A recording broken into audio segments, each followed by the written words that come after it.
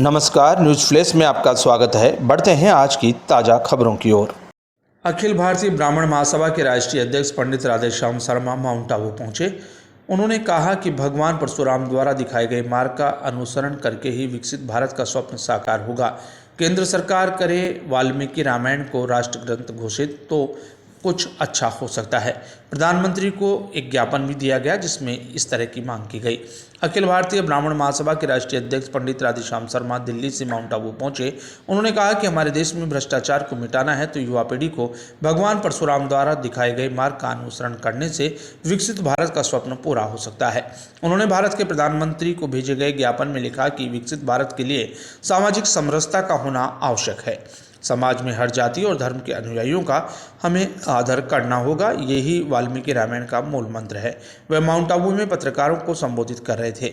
उन्होंने प्रधानमंत्री से आग्रह किया कि वाल्मीकि रामायण को राष्ट्रीय ग्रंथ घोषित किया जाना चाहिए। भगवान परशुराम द्वारा दिखाए गए मार्ग का अनुसरण करने की सलाह दी। उन्होंने कहा कि वैदिक एवं सनातन शिक्षा के लिए देश के हर राज्य में संस्कृत महाविद्यालयों की स्थापना की जाए। शिक्षा समाप्ति के उपरांत युवाओं को विभिन्न मंत्रालयों के उच्च पदों पर नियुक्ति का अवसर प्रदान किया जाए। अच्छे संस्कार एवं नैतिक शिक्षा से ही शिक्षित भारत, विकासशील भारत, भ्रष्टाचार मुक्त भारत व अखंड भारत बनेगा।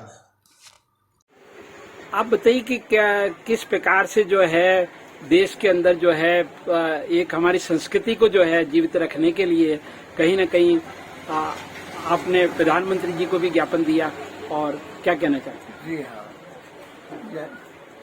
भगवान परशुराम जी के बताए हुए उनके मार्गदर्शन का जो अनुसरण करके ही विकसित भारत का स्वप्न हमारा पूरा हो सकता है।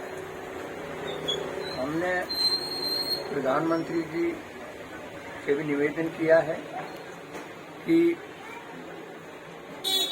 वैदिक और सनातन शिक्षा के बगैर भ्रष्टाचार मुक्त भारत हो नहीं सकता। उसके लिए बालिकाओं को विश्वविद्यालय तक जो है संस्कृत महाविद्यालय में शिक्षा दी जाए और उनको अनुदान भी दिया जाए। जब पढ़ लिख कर बच्चे वो विश्वविद्यालय की शिक्षा प्राप्त करने के बाद में और बाहर आते हैं तो उनको उच्च पदों पर उनको सर्विसेज के अंदर में जिम्मेवारी दी जाए। उससे ही भ्रष्टाचार मुक्त भारत की हम आशा कर सकते हैं, क्योंकि जब तक के हमारी नैतिक शिक्षा नहीं होएगी युवा पीढ़ी में, तब तक जो है ये संस्कार आए बगैर ये